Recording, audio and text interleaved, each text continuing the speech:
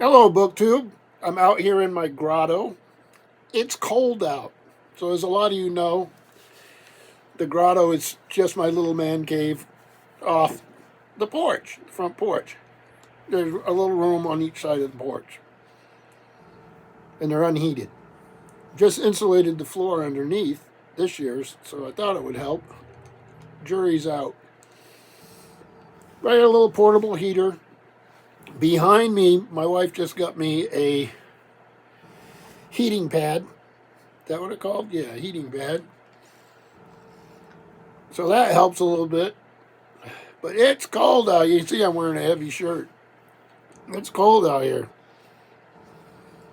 And we're supposed to get freezing rain and all that tonight. That's always dangerous. You worry about that. You know, with people either slipping and falling at home or, well, having accidents when they're driving. Ice is the scary thing. Snow's the fun thing. So anyway, I'm going to do another from my collection. And if you look up here and there, and there's probably even more from another spot, and some from over on these shelves, it's C.S. Forester, legendary as the creator of Horatio Hornblower. Now, Horatio Hornblower played a role in eventually an inspiration for Captain Kirk from Star Trek, for the Richard Sharp from Bernard Cornwell's famous series, all sorts of characters, even Patrick O'Brien's Aubrey Maturin series. And that inspiration originally goes back to Admiral Lord Cochrane of the British fleet, who was a grand adventurer. So, and a grand captain and all that. So Forester did a lot of writing and was really influential. This wonderful A&E had a series of the Hornblower stories about the story of a young officer working his way up the ranks in the British Navy. So if you get a chance to see those, I enjoyed them very much. So my decision came down to this. How am I going to show all this stuff? Because I've got very random volumes, but really cool on some of them. So I thought I'd start with some non-fiction-y stuff and reference stuff, and then get into the different novels, because they're not all Hornblower novels, and just see what you think. All right? So I'm going to start with this. Mine's not in great shape. If you're going to read the novels and you can find this, have at it. It'd be worth your time. So it's The Hornblower Companion by C.S. Forester, Maps and Decorations by Samuel H. Bryant, the story of how Hornblower Saga came to be, with 30 maps illuminating, I can't speak, all the major naval exploits of this legendary figure. And this thing, when it came out, was $8.50. So when did it come out? It was Little Brown and Company out of Boston and Toronto. And it was from 1964, this first edition. It's gotten a lot of use over the years. So, for the stories, I got a lot of books like these with authors who had big series. And in the end, it's got, I didn't find it. Really interesting.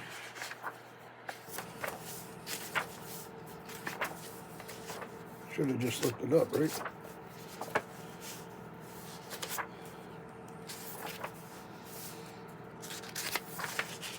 Some personal notes by Hornblower. So really, I'm not going to go into great detail about these, but worth your while if you're going to do this.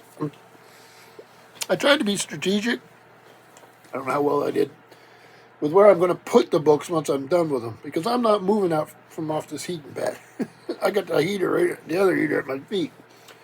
Now the next book, I, for some silly reason, have 2 copies of, and I'm fine with it.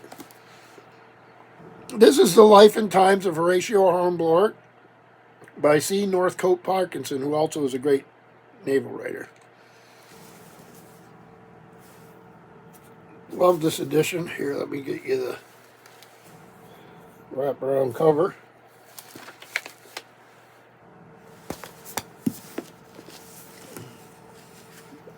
In 12 books over nearly 30 years, C.S. Forester chronicled the adventures of Horatio Hornblower, one of the greatest seamen in the history of the British Empire.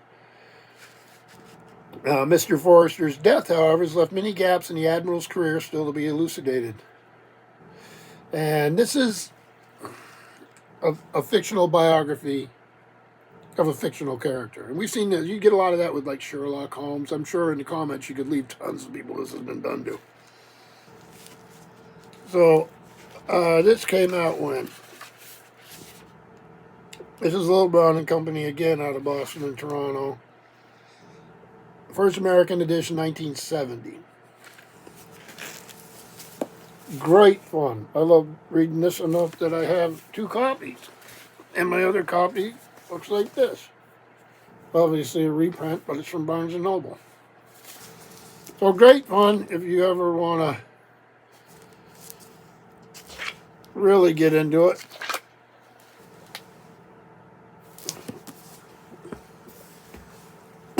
Now, I'm going to keep on with some of the non-novels. This is Sink the Bismarck, the true story of the mightiest battleship, how it was hunted, fought, and destroyed in the crucial battles of the Atlantic during World War II. Originally, it was published as The Last 9 Days of the Bismarck, but Sink the Bismarck.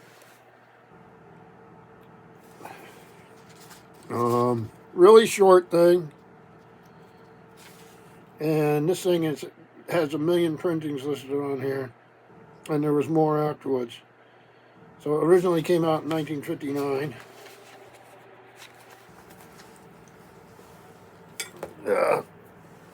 There's also a great song about sinking the Bismarck. All right. Another nonfiction. The Age of Fighting Stale. The Story of the Naval War of 1812.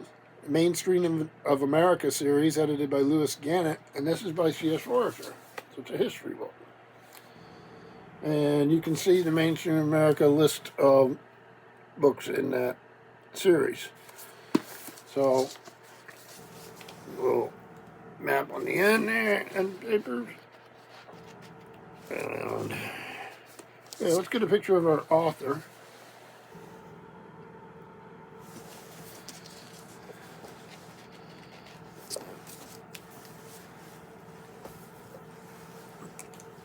Then another one of his. This is one of those landmark books.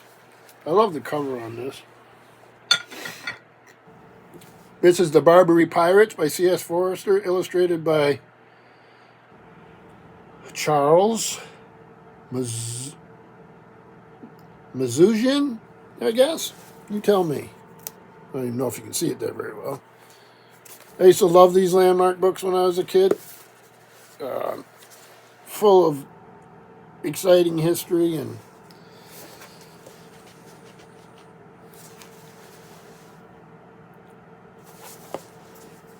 yeah, this book screamed at me out right off the shelves when I was younger.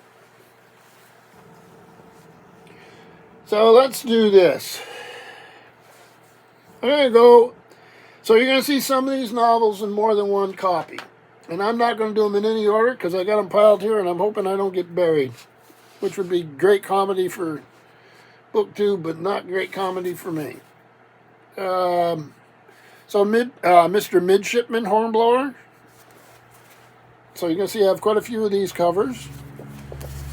The year is 1793, on the eve of the Napoleonic Wars, and Horatio Hornblower, a 17-year-old boy, unschooled in seafaring and the ways of seamen, and is ordered to board a French merchant ship and take command of a crew and cargo for the glory of England. There's some good moments in this one. Oh, there are in all of them. So, Hornblower and the Hotspur. Now, we did the cover illustrations by Douglas Smith. It's probably true on all these, I guess. Let me check. Yeah. April 1803, the Peace of Amiens is breaking down. Napoleon is building ships and amassing an army just across the channel. Horatio Hornblower, who at age 27 has already distinguished himself as one of the most daring and resourceful officers in the Royal Navy, commands the three-masted Hotspur. So you see, it follows him through his naval career. It'll become really obviously here. And this is the same illustrator, Douglas Smith.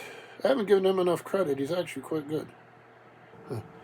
This is Lieutenant Hornblower.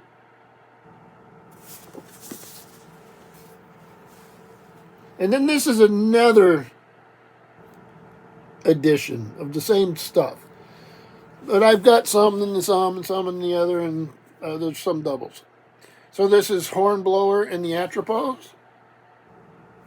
I wonder who does. This is a totally different kind of art. Cover painting and designed by Wendell Miner. So, yep, the Atropos.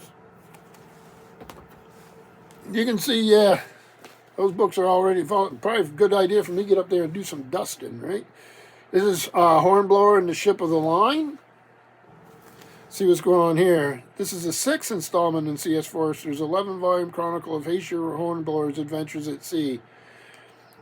Ship of the Line places the indomitable captain in the gravest danger he's yet faced on behalf of His Majesty's Navy. The time is May 1810, 17 years deep into the Napoleonic Wars. 39-year-old Hornblower is ashore at Plymouth, newly in command of the first ship of the line, his first ship of the line, the 74-gun HMS Sutherland. So you see, we follow him around, right? Yeah, these are all the same. Yeah, Wendell Miner covers. This is Beat to Quarters. Again, another one showing his career trajectory. This is Commodore Hornblower. Oh, a little bit of glare there.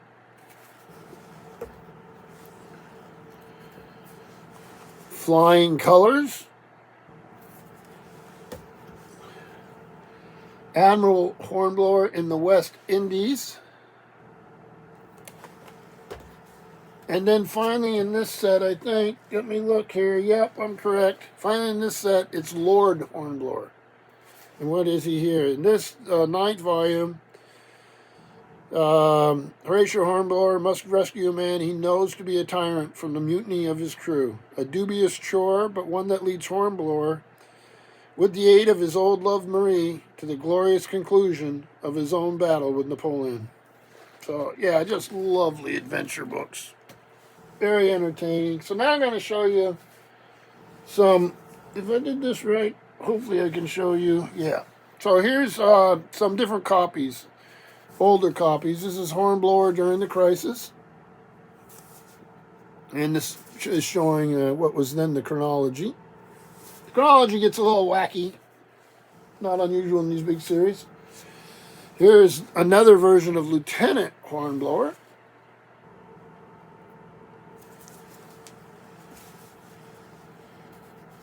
Here's another edition of Hornblower in the Hotspur.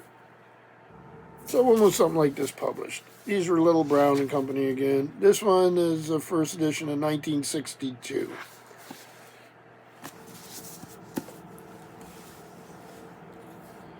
This is Admiral Hornblower in the West Indies.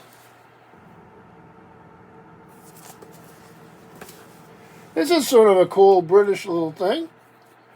This is the Commodore C.S. Forester, a Hornblower novel. I just kept it because it's a little different. Here's some of the other things in that series of books here. And has that funky paper. This is Michael Joseph out of London. This is the 6th impression of September 1952. Somewhat smaller print. But this is more of just fun, just for me to have something different. And then here, C.S. Forester, Ship of the Line, Horatio Hornblower's story. And here's a list of some of the stuff on the back. Dan, I'm getting there, folks. Although I do have some novels down here that aren't Hornblower. And then here I have a folio box set This is the first of their box sets. I think there was 3, maybe there was more, of Hornblower. I love the wave pattern. I only got the first one. I never bothered with the rest. Probably silly of me. I'm just going to pull one of them out here. I don't care which one. All right, here's Mr. Midshipman Hornblower. Or the other two is Lieutenant Hornblower and Hornblower in the Hotspur. Hotspur cover's pretty cool. Look at the color on that one. So that's typical folio stuff. Here's the end papers with more of the wave pattern. I actually sort of like that. So it's illustrated by Joe McLaren. Introductions on these are by Bernard Cornwell. Like I said, Hornblower had an influence on the Sharp series. Well, the Sharp series is on land for the most part. And Folio did these in 2018. So it's nice having the Bernard Cornwell introduction. Here's an illustration. They're scattered throughout. So a nice little collection. I should have gotten the rest of them. I'm not probably going to bother now. I'm sure they're pricey online. I don't know if Folio still has some themselves, but so that's it for Horatio Hornblower, unless I run into something I missed. And I'm going to just grab some of these other things. So this is Gold from Crete, 10 Stories by C.S. Forester, so a collection of stories. When did this thing come out? This came out in 1941. Quite good stories. This is The Good Shepherd, a novel by C.S. Forester. A little more modern times, as you can tell. C.S. Forester is the first admiral of all the 7 seas of fiction, wrote the late John P. Marquand after reading The Good Shepherd.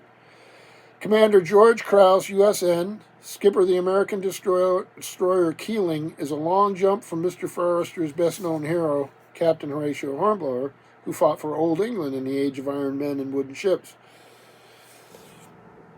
The mission of the commander is to lead the protecting screen of 4 escort vessels convoying 37 Allied merchantmen across the icy North Atlantic.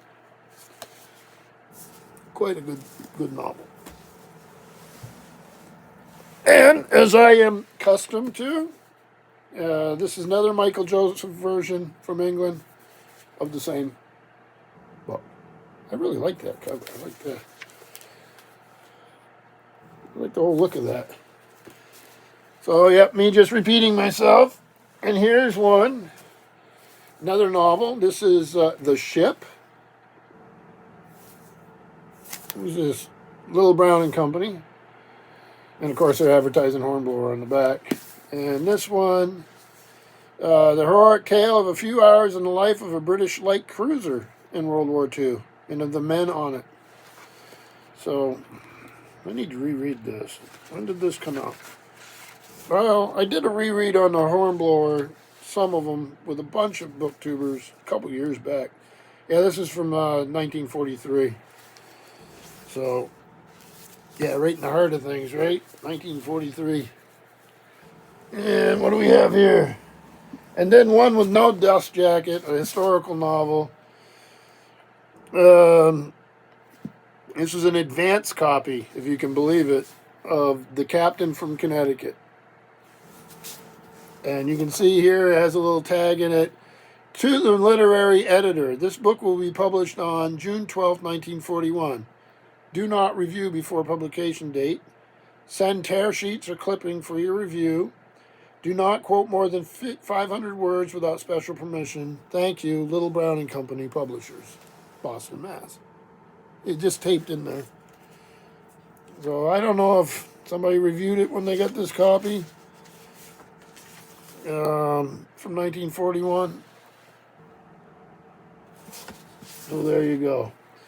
So yeah, that's a pile of books that I got to put back. But glad to do it. It's Horatio Hornblower is the big part of it. But the whole world of nautical fiction and nonfiction in Forester's case is something I really enjoy, and I hope you enjoy. And like I said, the Folio Society having the Bernard Cornwell introductions, that's always nice.